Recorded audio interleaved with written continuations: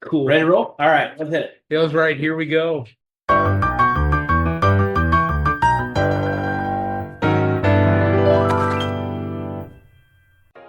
Welcome back to Coffee with the Mayor, where we try to keep everybody updated and caffeinated. Here we are, caffeinated. Of course, you've got Matt Stiles here, Ace City Administrator, and I'm Mayor Lou, and I just bask in his glory. Oh, whatever. Yikes. And today, we're very fortunate to have Clint Corby, Superintendent of Schools for USD410 with us. So, Clint, this is actually a return for you. Yeah. Yeah, you were episode number 4, I believe. Episode number 4. Number 4, which was kind of among episodes. It was definitely one of them. Yeah, for sure. It was one of them. It was one of them. And now I'm doing this the second time. Is it like 5 Timers Club and Yeah, no, you'll get a jacket after. Yeah, right. Exactly. Yeah. Now you get a mug. Right. Oh, Yeah, fantastic. you got a mug. Great. So we're glad to have you back. Glad to be here. We've got we had a lot to talk about back then, but we've got even more to talk about today. So we're excited about getting into it. But we start off, every one of these new episodes with the mayor's mug shots. So Clint, we're going to let you start today. What do you got in your mug? Well, today it's just whatever they've got on drip today, so I'm not sure of the name, but typically my order consists of 4 1-pound bags of Norino. Oh, okay. And I drink my Columbia Norino every morning. All right. But typically in my office. Okay. Not here at Rhubarb. But I'm gonna guess. But Right. would I be correct? It's your usual, or did you go off? No, I the didn't go off ticket this time. I stayed with my usual. So, as we all know, I'm a decaf guy. I gotta have the decaf. Right. So, decaf Americano with oatmeal today because I thought, that sounded academic. We'll do oatmeal instead. Yeah. He passed. Yeah, there we go. Am I the only one that never figures out how you milk an oat? I grew up on the farm, but we didn't have any oats. You didn't have that? No, we did have a milk cow, but didn't have any oats. So Mayor's favorite coffee is coffee flavored coffee, and I don't usually put anything into it. It's just as Clint's talked about, just comes right out of the drip. Yeah. Today, I noticed that their coffee, you and I are drinking today, is from Papua New Guinea. Oh, excellent. So Fancy. Yeah, fair enough. I got some Black Rifle coffee for Christmas, and the name of this particular coffee was called Cactus Squatch. Cactus Squatch. There you go. I guess that was a homage to Bigfoot. Of all Anyway. the coffee in the world, though, I've never had any better coffee. No, Yeah, no, than for sure. Hillsboro, Kansas. That's a Yeah, fact. for sure. Market. Yeah, we're totally lucky. So, Yeah. there's a lot to talk about in public education today. There's a lot in the news. It's kind of a hot topic, and it's a field that, in our modern age, it seems like it's undergoing a lot of change. And one way or another, we're all seeing public figures, like ourselves, wondering, what direction do we need to be moving, and Matt and I are constantly working on our strategic plans and what direction the city needs to go in. But in the world of education, I'm sure that's as complex as anything we're dealing with. Absolutely. So we thought we might do something we're going to call Cuppa Stats. So we'll take turns. I get to go first. You get to go first. I get to Good go job. first. All right. So the U.S. average percentage of 4th grade students scoring at or above a proficiency in math is 41%. The average in Kansas is 48%. Where are we at here in USD 410 in that arena? Sure. In terms of our state assessments, I can say that every year we're well above the state benchmark, and always feel good about that. It's probably odd for a superintendent to say that they're not a fan of standardized assessments, But I'm a big believer that that is one data point at one point in time. And I will also say we're successful with what we do. So it's not a matter of saying that we don't do a good job, because we do. But I don't hang our hat on, hey, we got a good assessment score. I like to hang our hat on, did we value the whole child, and did we get them where they need to be when they graduate? You know, one of the data points that really stands out for 410 is what's called their success rate when they go on from here.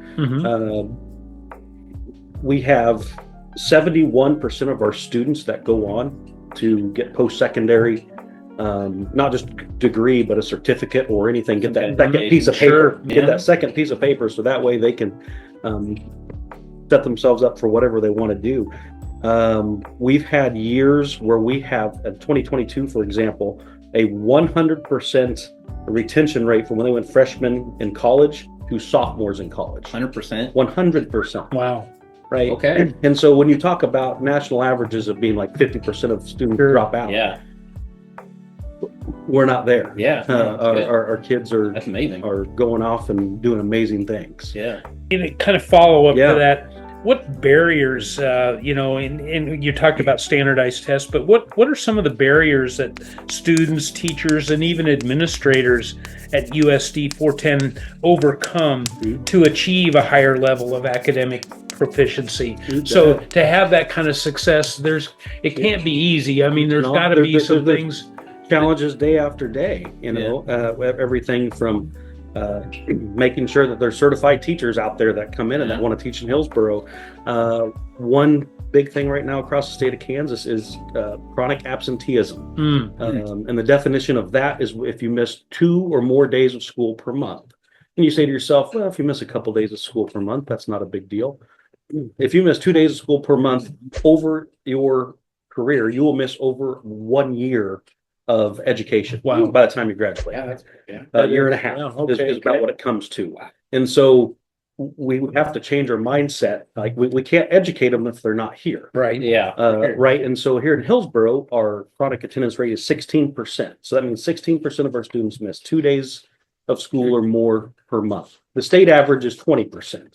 So we're below that. We're doing a little better. We're doing a little better, but that's an area that I always want to make sure we're continuing improving.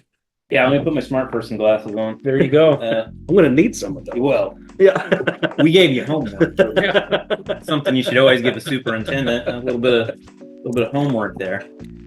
Okay, so the Pew Research Center finds that about 8 in 10 teachers in the U.S. say the lasting impact of the pandemic, everybody remember the pandemic, on students' behavior, academic performance, and emotional well-being has been very or somewhat negative. I'd second that. Further research indicates that teachers have to address student behaviors at least a few times a week, with 58% of teachers saying this happens every day. So, the question for you. What specific challenges is USD 410 seen related to these issues, and how do you go about addressing them? I don't know if you've heard of our program called Parents as Teachers. It's excellent. It's an amazing program.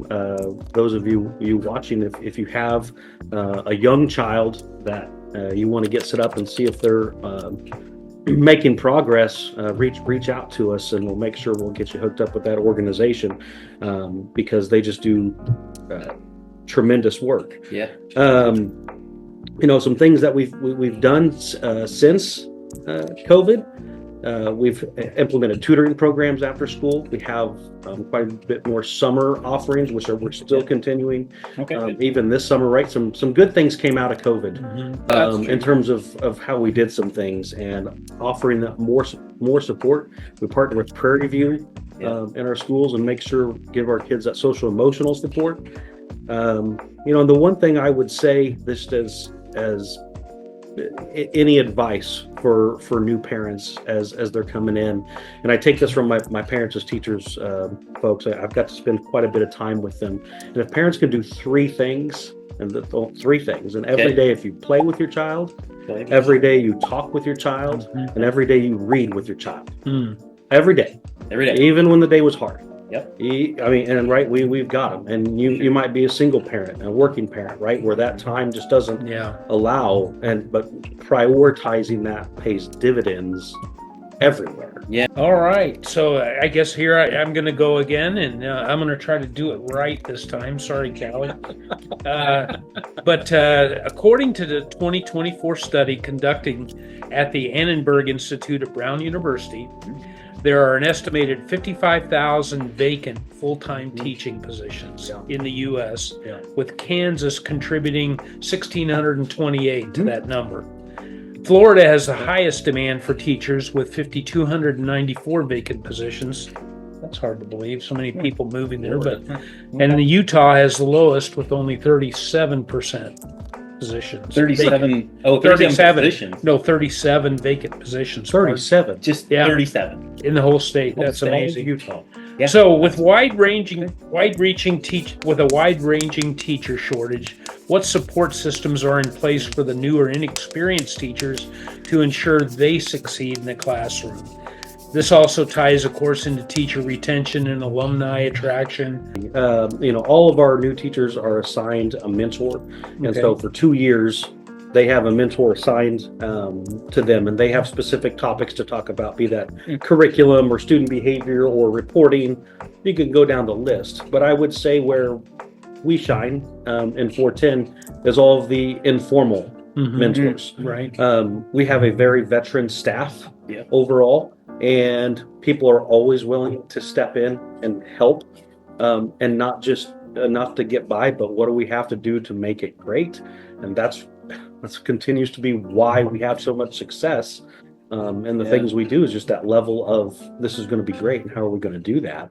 And everyone's just so it doesn't matter if it's the higher kindergarten teacher, the third grade teacher will still reach out to them and help them, or a music teacher, or whatever that is, and that's just special. Some other things that we do, we make sure that our students or our teachers get common planning times with teachers with like subjects or grade levels, so that way they can collaborate as they need. That's a huge thing that we do. In terms of incentive of getting teachers, we have tried to get our base salary to the highest in the area in which we are right now, which is fantastic.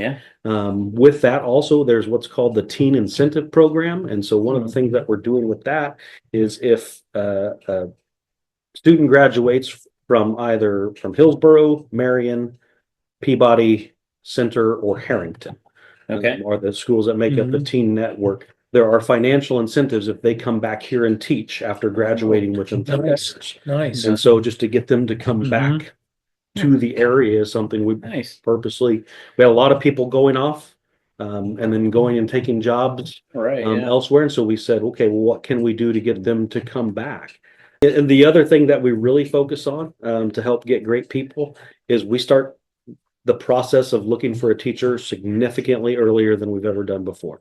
We're not looking for teachers in April or May. We're looking for teachers in October, November, December. You get to jump on everybody else, right? There you go. You get to pick up the litter then. To get out there and try to be proactive with our staff of finding out of upcoming retirements and just incentivizing that. And so they let us know so that we can go out and get the best available. And it's been successful. Jumping off that, what's the profile look like for the teachers now? You have a veteran group. I mean, are we looking at we have the gray wave in the city? There will come a time in the next few years where we have several retirements. I do my best every day to convince them not to and to stay. And so far so good. We only have so far that we know of this year one retiring, which is the lowest that we've had in quite a while. But all that means is in the upcoming years, there's might be stacked going up. to be a few more. But so do you find that? Sorry, I'm gonna go up top. You're fine. But do you find that teachers today, we have a lot of veteran teachers who stayed a long time. They do. Is the teacher of today more apt to stay that long now, or we see a lot of people who are like there's 3-4 year hitches. There's a lot more turnover in most school districts. Absolutely. You even look at I was in a meeting the other day about superintendents. The average length of superintendent to stay at one job is 2.5 years. Okay, My. that's short. Okay, that's a Yeah. short time frame, Okay. and it's not just at that level, right? I didn't hear what it was on teachers and principals, but there is a Mhm. significantly higher turnover than Huh, that's ever interesting. before. And I will say though, we've been pretty fortunate for the people that we've hired recently that we haven't experienced that. So Yeah. I can't say that I've seen that trend here, but that doesn't mean that it's not- it couldn't. Yeah. Now, just holding your feet to the fire a little bit, I've heard you say on multiple occasions that you're staying around I am. until we throw you out. That's so That's a fact. That is a fact. That is still 100% accurate. You know, that's great. This is my 10th year in Hillsboro. Yeah. We're going to make it 25, right? Okay. That's what we're going to be. Now after that, no promises. All right. But until that point, I'm here to stay. Yeah, fair. I love Hillsboro. I love everything Yeah. about it. All right. You're up, I buddy. got lots of stat here for you. According to the U.S. Department of Education, AI may enable achieving educational priorities in better ways with lower costs. By addressing the unfinished learning of students due to the pandemic, AI may improve the adaptivity, of learning. I should ask the AI how to say Right. that. Yeah, exactly. I trip over that one. Of learning resources to students' strengths and needs. And via automated assistance and other tools, AI provides teachers with greater support. That's true. Mm-hmm. Although AI has been rumored as a highly misused tool, that has brought an influx of academic dishonesty among students, making it more difficult for educators to sift through a mess of real work and AI work. $6 million question. How does USD410 ensure that teachers are adequately trained in how to use this technology and identifying it, and what other technologies and tools are you using in the classroom for something like that? I couldn't be happier you asked this question, first of all. It's a topic that I am both excited and scared about. Both things are true. Right. The capabilities of what AI can do, especially for some of our students that may have different learning disabilities and things of that nature. You know, imagine having a student come in that speaks no English, and to be able to have a device that translates it perfectly into English, which we currently have right now in place, right? That changes everything. Right, yeah. For that child to be successful. And I could just go down the list of places where that helps, right? It also helps teachers with administrative tasks. I started talking with our teachers here in 410 2 years ago about AI and what it means. And initially we were kind of blocking everything and saying, you know, we're not going to use it, and because we didn't know what it was. And so now that we have a better understanding of some of the capabilities, I believe that we can't possibly know what's all out there that's so advanced. Well, it moves so fast too.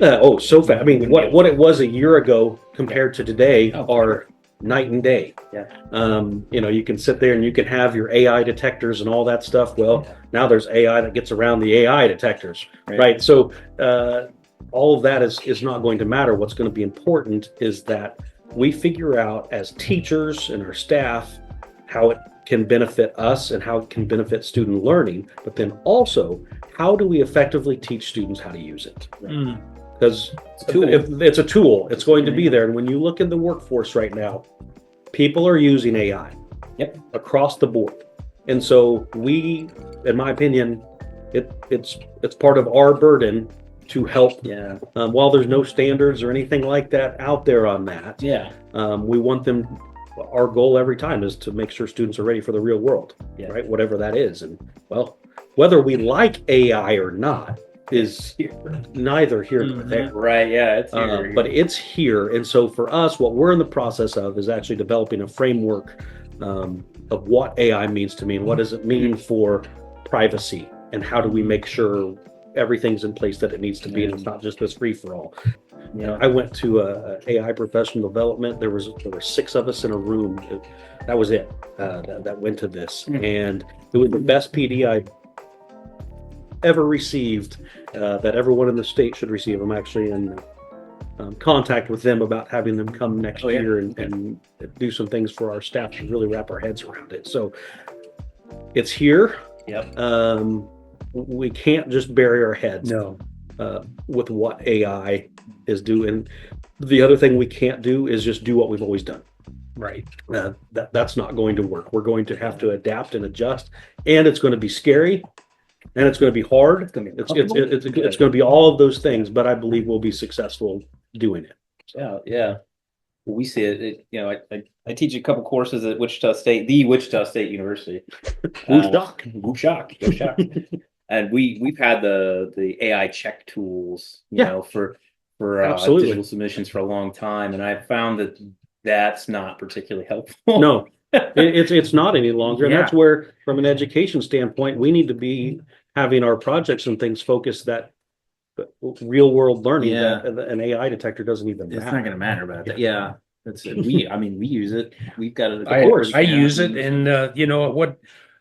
You mentioned tool, and that's what it is. Kind of how I've treated it, and for me, it helps me organize my thoughts.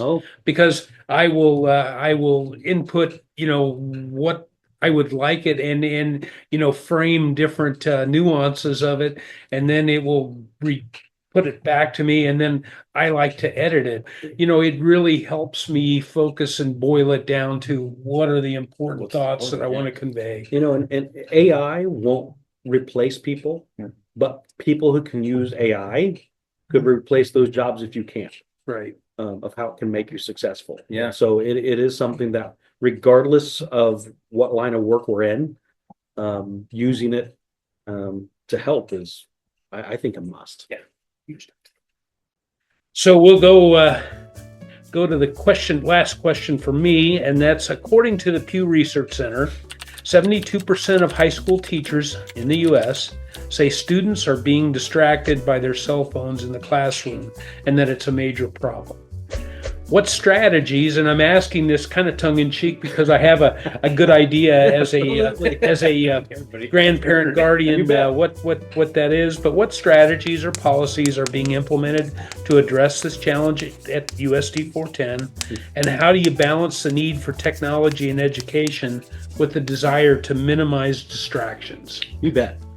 You know, first off, right, students have been distracted since the dawn of time. Yeah. This is not a new game. What they don't need is more help being distracted. They can do it all by themselves. Yeah, sure. You know, and so everybody around the entire United States saw struggles and correlations of student engagement and cell phone use. And so we had a policy that was, you're not supposed to have it during instruction time.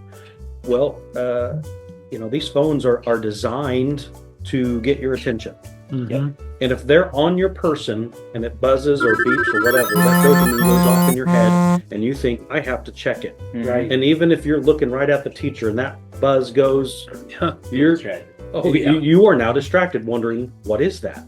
Right. And so our strategy was to simply just have a chart hanging up in the classroom when kids go in, put in the chart and go to their seats and come back and do their things. And, you know, we surveyed teachers here recently on that and how things have been going this first semester after wrapping it up.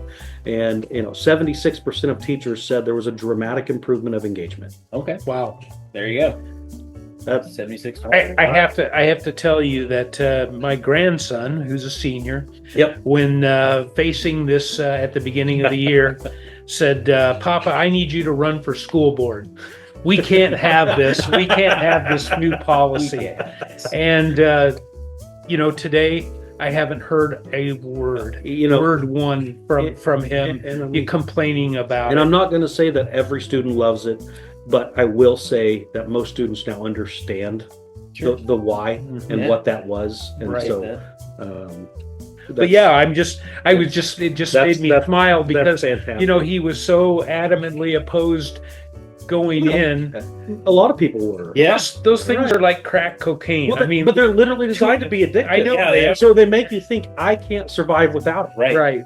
Like, and if we have that thought with anything in our lives, we have an addiction. Well, sure, right. And whether it's a cell phone or substance abuse, whatever that is. All right. Yeah, no doubt.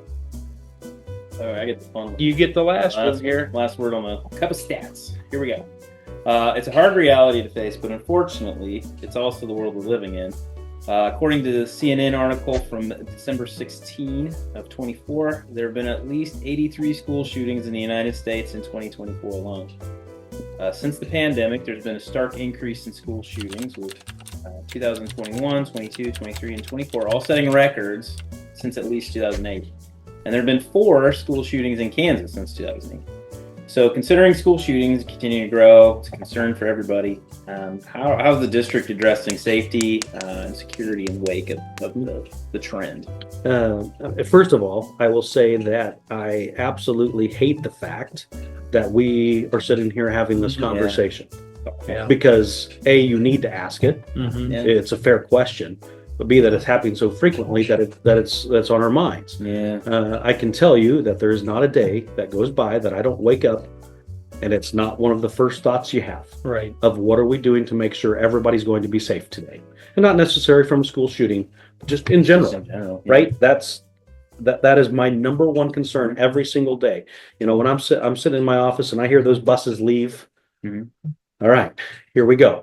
It's time. You know, are we going to get everyone back safe? When they get here, is everything going to go okay? That's a constant thought. And so, and just know that it's not just me. It's Yeah. most of us that are in the buildings every day. In terms of what we're doing, you know, one of the things that if you've been into Hillsboro Middle High School lately is we now have a secure entry where you can't just Mhm. walk in Right. and leave, and that's good. At the elementary school, every classroom that has an exterior wall has a secondary entrance that people can like leave emergency windows to be able to Mhm. get out. With all of our doors that we've had upgraded, if you go around, Mhm. we're significantly more secure than we've been before. Just actually upcoming here this next week, we're having unfortunately, with our teachers, we're having an active shooter training. Mhm. It is a part of our world. It's what we do. We have, you know, multiple drills every single year. Yeah. It's the world we live in, and I can't stand it. Yeah. Yeah. Maybe. That's I guess to that point, you know, that's an area that I feel good that our local law enforcement are assisting in that effort. And I know Chief Hebert is very involved in that, and of course he also happens to be a school board member, which Absolutely. gives him an even And more and a greater even perspective. even when he wasn't on a school board, you know, his passion for safety and making sure we do what we do. We've always had a great relationship, and his expertise and has helped made us safer. Yeah. As well. You know, unfortunately, you know, we can be unsafe. There's a risk in everywhere we go. Sitting here in a coffee shop, right? There's a risk in that. Something. I know where the exits are. It's something Right. it's something you pay attention to, and, Sure. and we teach our kids and teach our staff what that is. Yeah, and I think we've at least Hillsboro PD and every police department I've worked with, they've always tried to make an effort to, you know, that prevention element with getting into schools, walking around. We do the not dare. We don't call it dare anymore. No. Call it draw my shoot. Well, anyway, we spend a lot of time on prevention too. You bet. And so I think that's a big piece of it, because if you can identify, you know, with kids and make it less scary that there's police officers And yeah, our officers done a fantastic job with that. They really have. lead program. Yes, lead. That's correct. Yeah, we try to. That's one of the things we talk about it from a police perspective. You know, obviously we want to be there to respond and everything, but if we spend more time on the prevention side, then we don't have to do Absolutely. that. So So we yeah. all of these data points and things we've talked about. It's all not about the reaction. It's what are you doing yeah, before what that? are we doing before? I think it's you've done a great job answering our Let you off the questions, hook on the Clint. stats. Thanks you. We've hit you with a Cuppa Stats, and you had a very success. USD410. I shouldn't just say you, Yeah. but USD410 had an extremely successful bond election, Absolutely. and it was overwhelmingly supported by the voters. And so you're in the process now of taking care of that bond issue, in the sense of that you're making the upgrades, you're into spending the money that comes from those bonds. We And are. so tell us a little bit about that. So what's going on with the bond issue? Yeah, you know, had several projects wrap up this summer with everything with the first phase of our roofs getting those done. Get the if you've been in our auditorium, that's probably one of the more noticeable ones. I noticed the roofs because there's not as many leaks around the building, right? I'm probably more excited about that project than others. I get that. A lot of concrete work done. Our doors just wrapped up. The secure entrance at the middle high school. Upcoming, we've got big HVAC project, which includes air conditioning in the gym. The goal for that is to be completed this summer. For that project, that means our gym will be off limits, unfortunately, for the summertime because it is an extensive project. Oh, sure. With a whole lot of moving parts, including the disposal of the old things and getting that out. And so, getting an addition at the elementary, while we haven't yet received bids on that, those will be coming here soon. And so work will be going on the addition there, at the playground, secure entrance. It keeps going, and we'll be at it at least one more summer after that before everything gets all wrapped up. But it's been extremely rewarding work. While it's a lot of work, I enjoy every second of it. Good. You love what you do. You never work a day in your life. No, That's exactly right. At the city, we've got some big projects coming up as well, and what I think about when I think about these is, yes, I realize that there are significant amounts of money that are being spent, but I also think that it's future-proofing our community, because our community, to be viable going into the future, there are just certain things that we have to do to not only keep up but anticipate, if you will, for the future. Yeah, well, Clint, I would say we're borderline fanatical about our strategic plan and kind of how we approach that. That's really the thing that drives a lot of, that's what we try to be, that keeps you laser focused on it. Sure does. Yeah. Right.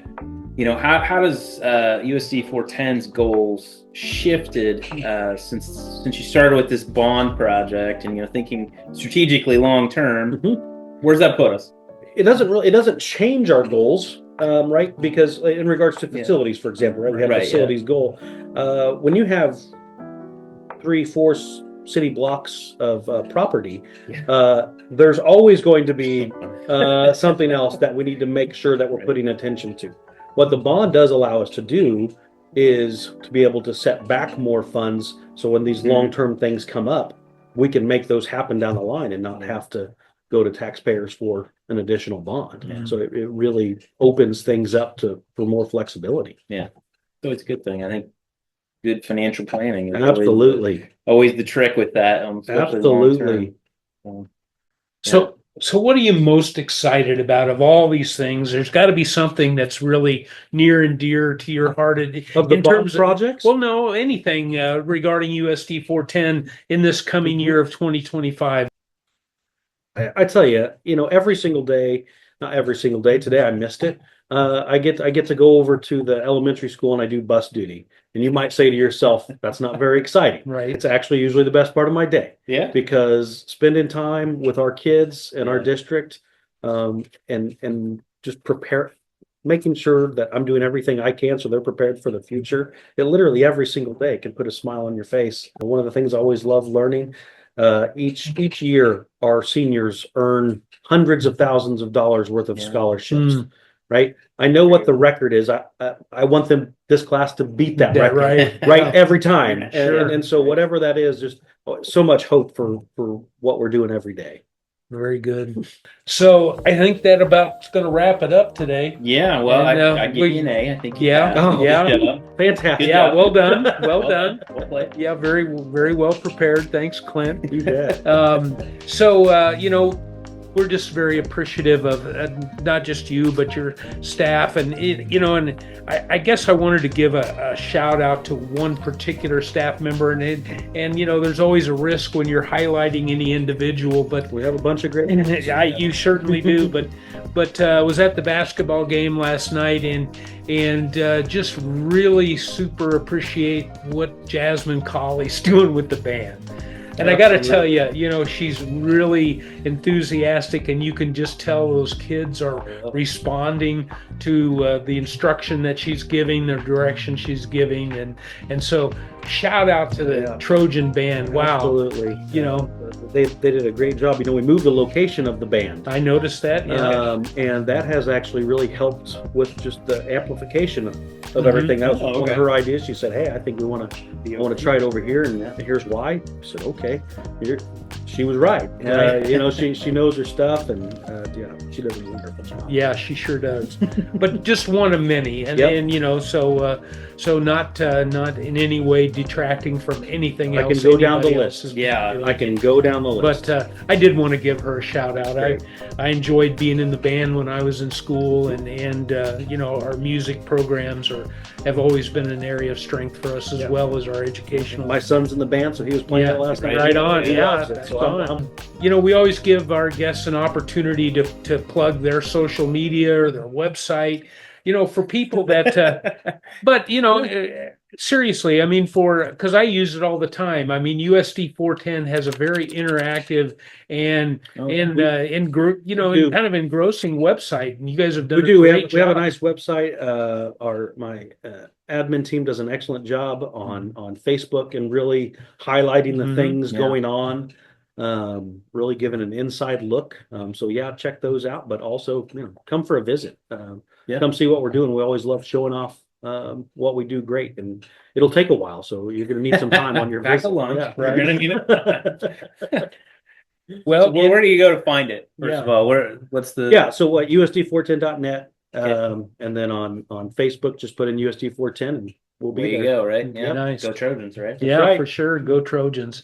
And to give ourselves a little plug, I mean, we can plug ourselves a little bit Well, here, sure, right? why not? Yeah. So That's what I where do said. people need to go to find us? Yeah, cityofhillsboro.net. That's Uh-huh. our main webpage. You'll find a ton of information, and we're always kind of updating and changing things there. And if you put us into Facebook, we got a pretty strong Facebook presence. Our Facebook feed is also on our website. So if you have any questions about things that come up, convenience fees, planning and zoning, you name it, we got it. Yeah. It's all there. So you can come out and find it, and that's where you go. You can go watch a council meeting if you want to.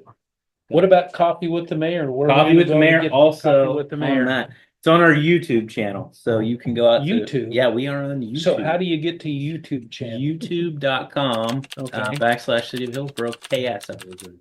So you can find us out there. Nice. Yep. Nice. Find this bad boy at Well, the end of the sure. month. Nice. Yeah, the final Friday of every month is when we drop the latest episode. Okay. And then, of course, on the YouTube channel, there other episodes are archived. So Yep. you can even go back to episode number could. 4 if you want Oh to man, recall your premiere of performance, Clint. outstanding. But in the meantime, from those of us at Coffee with the Mayor, stay updated, stay caffeinated, Hillsboro. We'll see you next time.